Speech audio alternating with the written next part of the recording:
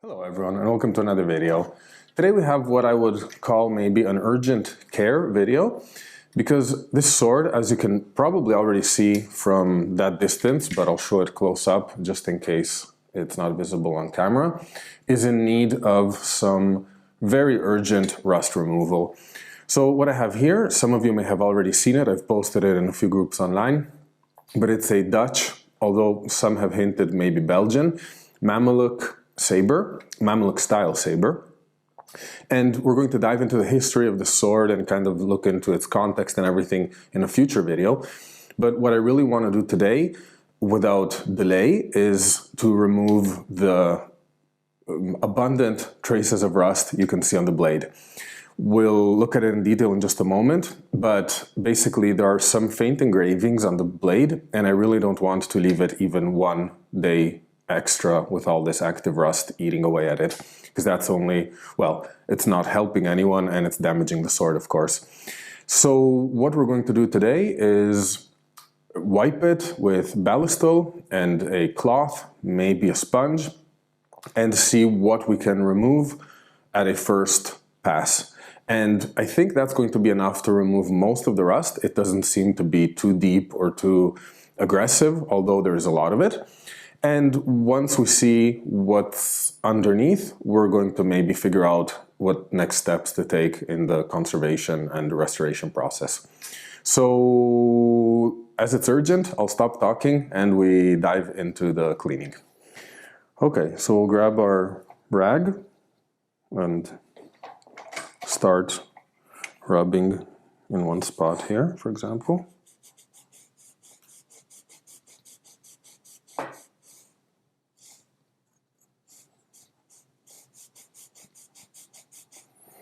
However, yeah, it doesn't seem like much is coming off. Get some oil in the sponge too, that can't hurt. And now I'm going to carefully, I'll try doing only a spot and see if that brings any results. And if not, I'll stop, of course.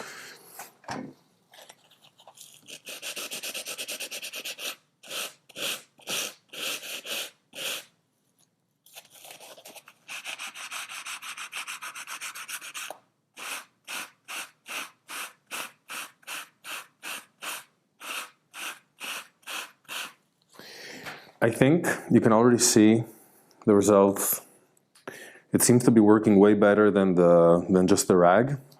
And you can also probably see that the liquid, the oil left over here, is already very muddy and dirty. So this shows that a bunch of deposits, like a bunch of rust, is coming off. So I think I'm going to continue with the sponge.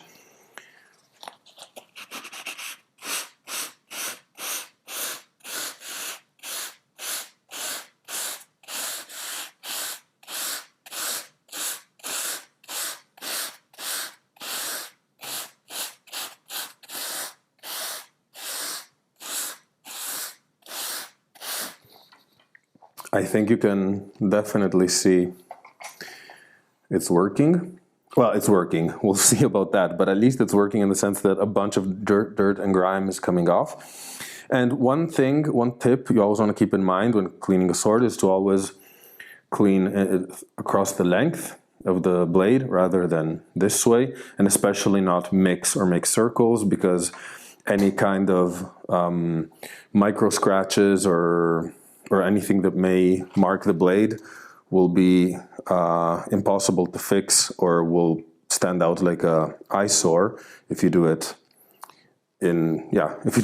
like in a circle. So anyway, I'll get to cleaning a bit, because I don't think you want to see this the whole way. I'll film a little bit in between, but I'll clean a bit and then I'll see you in just a minute. Okay, so a little bit of rubbing down the way, and we can see the rust is coming apart all across the blade. One thing I want to mention here is that you can actually feel the state of the blade as you move forward.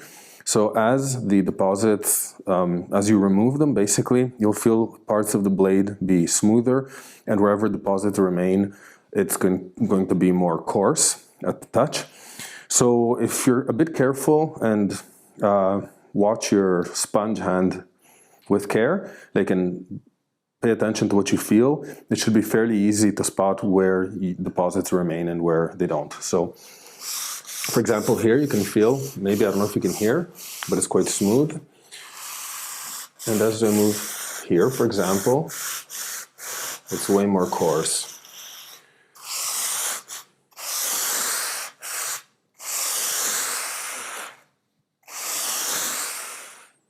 Okay, so just a couple of things I want to mention here. Obviously, it's quite difficult to reach the ricasso spot, so I have to figure out now how to move into there. But I first want to try wiping off the blade here and getting a bit of a better picture of what the situation is. And then actually we can compare one side and the other too. So first we'll remove the dirt here. So as you can see, I hope, well, first let me show you what came off. So that is what was on the blade. Second, let's take a look at the blade in focus. So you can see there's still quite a bit of work to be done. Okay, and here we are still a little bit later. Hopefully you can start seeing a little bit of a shine in the blade. I'm not sure this blade will ever be, of course, completely shiny. I doubt it will be. But what I'm already quite happy with is that you can start seeing a bit more detail in the engravings. I'm not sure it's visible to you guys on camera, but yeah, I think here you can see them. You can see the drum here. You can see lances, and whether visible or not on camera, I can assure you that engravings go up a little in the blade too. And here's how I tried to get under the langet. So I just squeeze the sponge and run it under the langet like this. And then I tried to apply some pressure on the sides and just kind of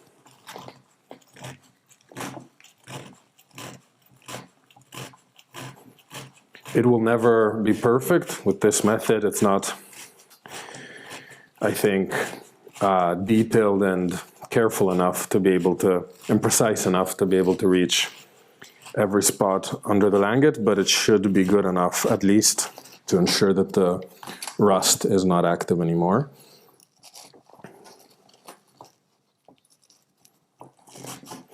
And make sure you have a bunch of these sponges if you get into a project like this, because they wear really, really quickly. And let's take a look if we have any improvement compared to before.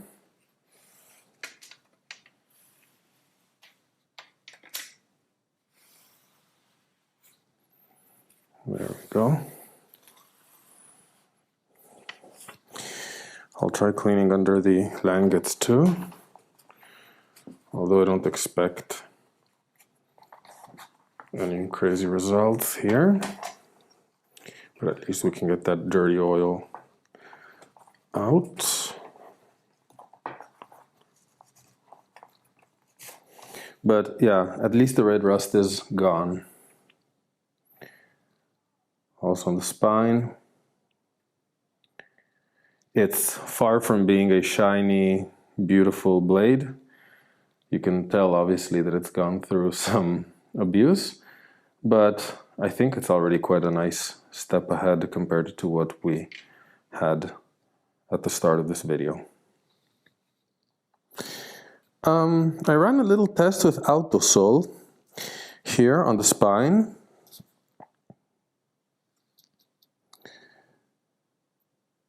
In this area here. And here on this spot on the blade right here. And it seems to me like it's making a good, it's having a good effect. It hasn't damaged the engraving at all. If anything, it's brought it more to light. So I think I'm going to go do a run with Autosol. And we're there. After a bit of work with Autosol, we can wipe off whatever's left. So I'll share with you the moment of truth.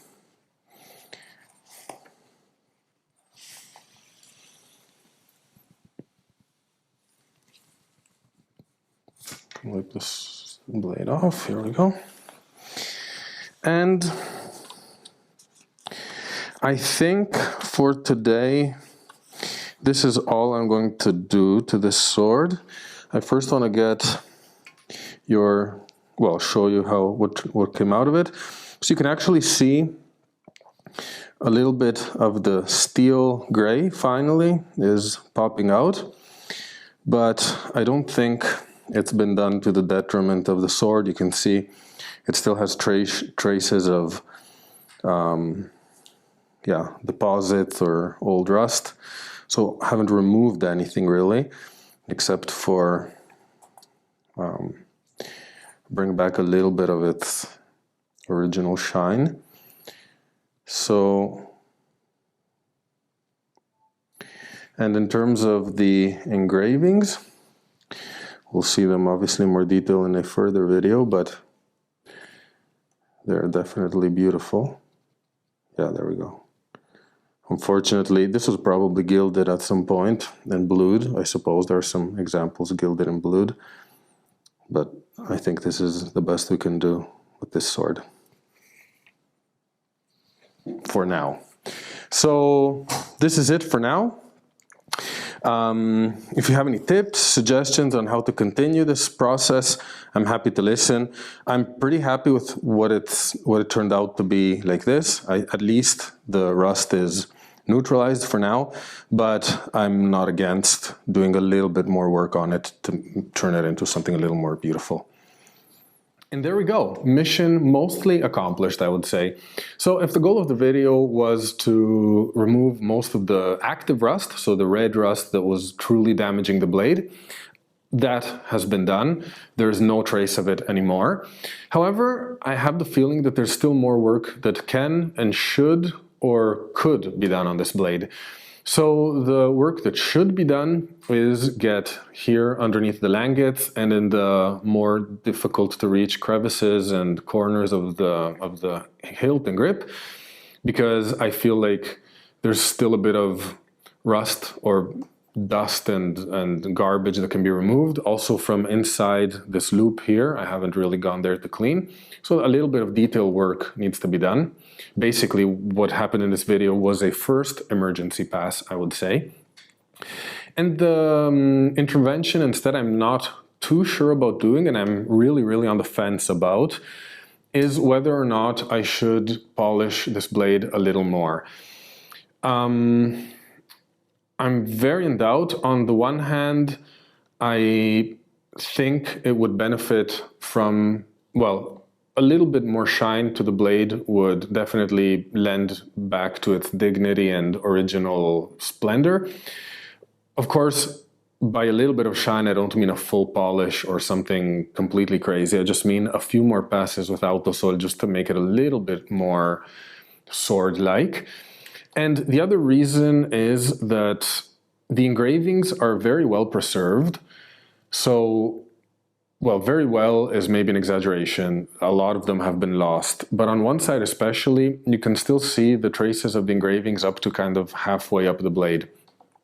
And unfortunately, they're very faint and covered in black oxidization. So my wonder is whether a little bit more polishing, and I'm really talking about a fraction of a molecule, may, if that makes sense, may help see and be able to decipher those leftover engravings a little bit more. So I don't know about that. I'm really on the fence, as I mentioned. I'll think about it, and whatever I do, it will be with the interest of the sword as primary worry, let's say, as primary focus. So don't worry, don't panic, this sword will not be abused. In any case, I'll be back soon with a video with all of the context on the sword, its historical context, like, you know, the usual stuff we talk about in other videos. And hopefully I'll be able in that video to film a little bit better so we can actually see the engravings or what's left of them. So stay tuned for that, and stay tuned for more videos, of course. I hope you enjoyed this one, and thank you for watching.